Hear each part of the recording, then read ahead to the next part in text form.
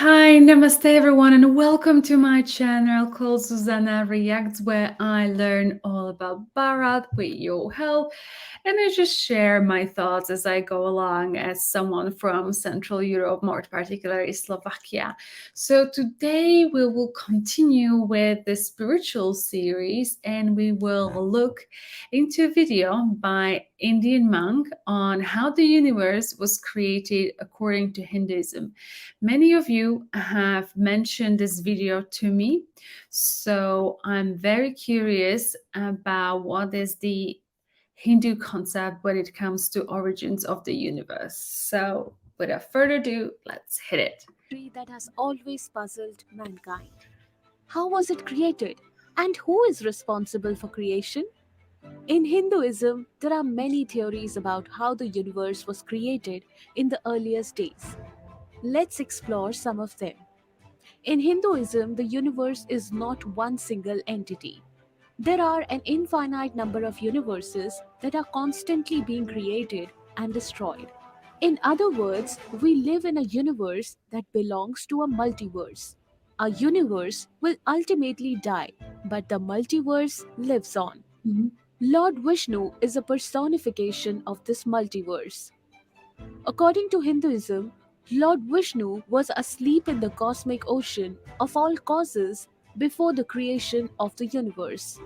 His bed is a giant serpent with thousands of cobra like hoods. The universe was created in a triad of roles: creator, maintainer, and destroyer. Mhm. Lord Vishnu is the maintainer, Lord Brahma is the creator, Lord Shiva is the destroyer. The universe was created through the actions of Lord Vishnu, who slept and let a lotus bloom from his navel. The lotus stem represents the creation of the universe, while Brahma is found at the flower's center and represents the creator. The time it takes for one universe to be created and the next one to end is also the duration of one breath of Lord Vishnu. When he exhales, thousands of universes come into being and a new Brahma is born in each one. So it's almost like when he exhales, the way they're portraying it right now, it feels like a Big Bang Theory or something. But when Lord Vishnu inhales, all universes get sucked in and Brahma dies. Lord Brahma represents the universe that we live in. He creates all life forms and is responsible for the physical world that we live in. Lord Vishnu is the personification of the eternal multiverse. He is responsible for the continuation of life in all universes. Brahma is the representation of our temporary physical universe, while Vishnu is the representation of the eternal multiverse that exists forever without any beginning or end. So this is where I get confused from the previous ones. I feel like Brahman is the universal force and energy that is formless, and now they're describing is as this is being a Vishnu. If you could clarify that for me, that would be super helpful. Or maybe that's going what's going to happen in the video. Let's see.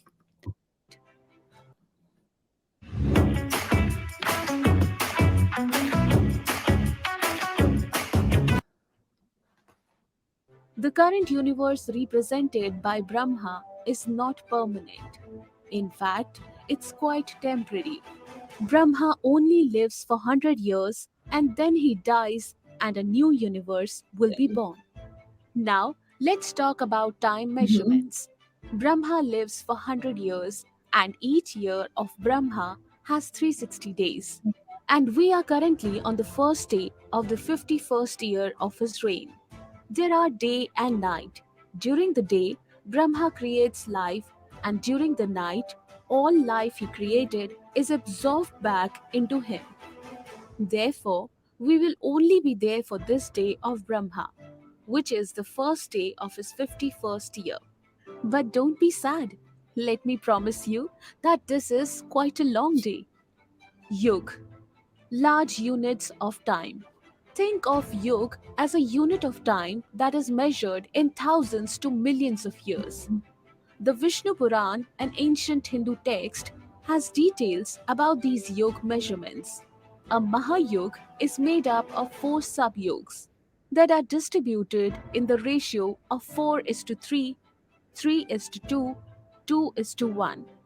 In a Mahayug, the Kali Yug is the shortest yug and lasts for 432,000 solar years, followed by the Dwapar Yug, which is twice as long as 864,000 years. Then there's Treta Yug at 12,96,000 years, and finally the Satyug, which is 17,28,000 years. Interesting. So, in all, a Mahayug on Earth lasts for 4.32 million years. Manvantar. So I guess this is in Rig Veda or somewhere in your scriptures because it's just very elaborate system of describing the universe. It's impressive. The next major unit of time after a Mahayug in ancient Indian text is called Manvantar. At the beginning of a Manvantar, new life forms are created, and at the end of it, those life forms are destroyed. This is how the cycle of life goes on in the ancient Indian texts. One Manvantar is said to last for 71 Mahayug or 71 multiplied by 4.32 million years. This works out to be around 306.72 million years in total. Oh, According to these ancient texts, all life on Earth will eventually be destroyed after 306.72 million years of evolution. Interestingly, around 252 million years ago, the Earth experienced its largest mass extinction event. Most species on Earth were killed, including nearly 90% to 96 of all insects. This was also the only mass extinction period of insects on Earth. After each mass extinction of life forms, there is a period of recovery called Sandhikal.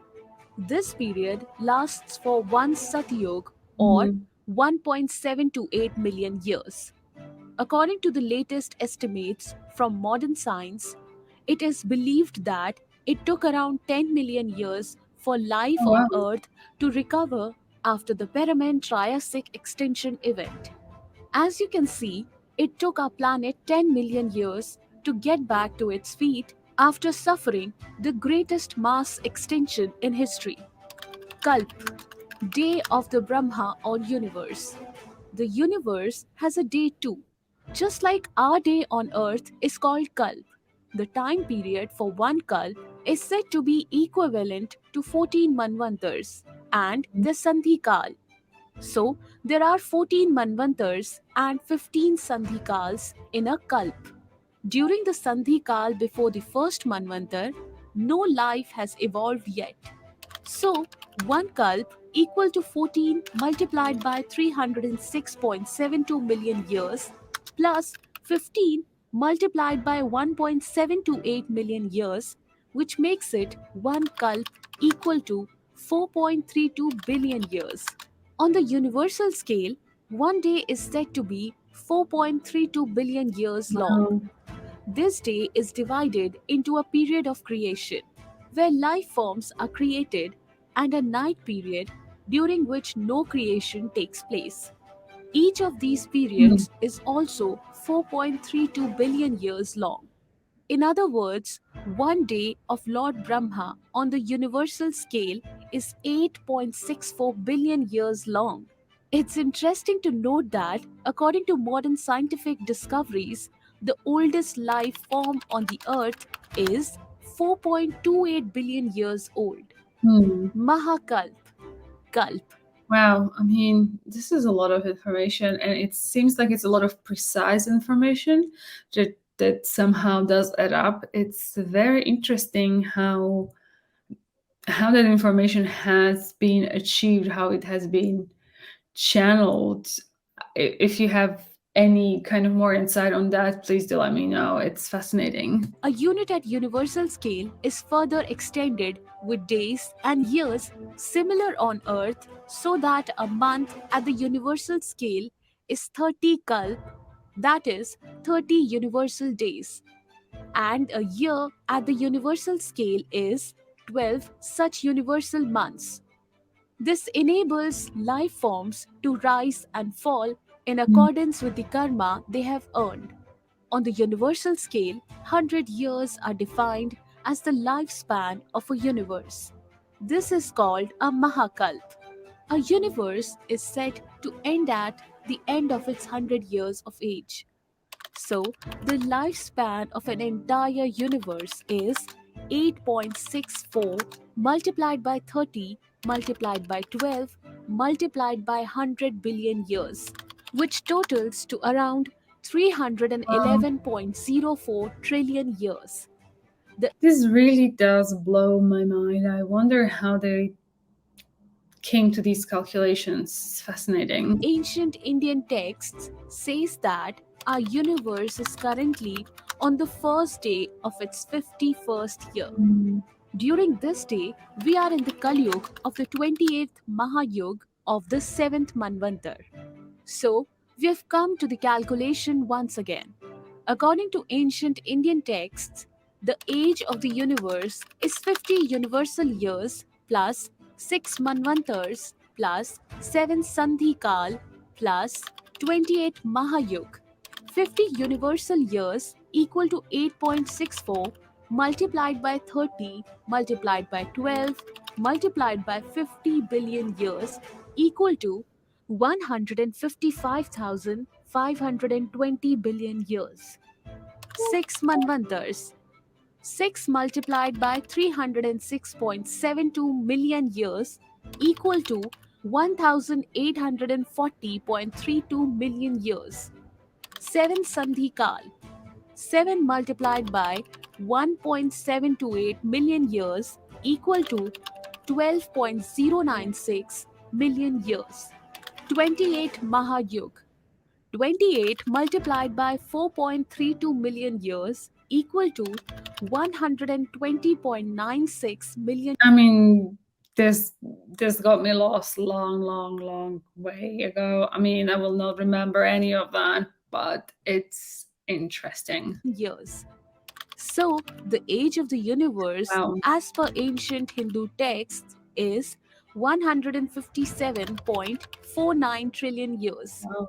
Modern science tells us that the universe is around 13.799 billion years old. However, ancient Indian texts predict a much longer timeline. Hmm.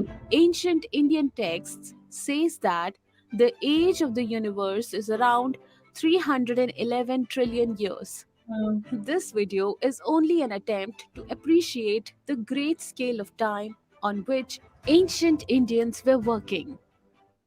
We do not come across any other ancient civilizations that talk in terms of billions or trillions of years of calculations with specific names given to such large periods of time. Like the famous American cosmologist Carl Sagan said in his book Cosmos, the Hindu religion is the only one of the world's great faiths dedicated to the idea that the cosmos itself undergoes an immense, indeed an infinite, number of deaths and rebirths. It is the only religion in which the time scales correspond to those of modern scientific cosmology. Its cycles run from our ordinary day and night to a day and night of Brahma, 8.64 billion years long, longer than the age of the Earth or the Sun, and about half the time since the Big Bang. Wow. Thank you so much, guys. Well, I mean, this really does blow my mind. I wonder how they knew all of this. Like, where did they get all the knowledge? Please do let me know. I actually expected quite something different, to be honest, from this video. Not like a proper calculation on the origins of the universe and how it was created. Yeah, expected something more spiritual. Let's put it that way. I'm quite into galactic history of the universe, and I would follow Matthias de Stefano for that. I feel like I quite resonate with his teachings and understand like how Earth was created, and it's just more from sacred geography, sacred geometry point of view, and what were the ancient civilization, how it was evolved, like what is the concept of the soul, like yeah, it's a different take than you guys have. This is why I decided to learn a bit more about Hinduism and spirituality there, because my views on spirituality have been obviously heavily influenced by maybe the people that have been studying things from the West, from Buddhism. But yeah, I mean, I obviously know a lot of people that see things, hear things, get rid of things, and for me, I love that stuff. I could live and breathe that. So yeah, I hope you enjoyed learning about the universe with me. If you did like this video, please give a thumbs up, share, and subscribe. And I hope to see you next time. Until then, much love. Take care. Bye bye.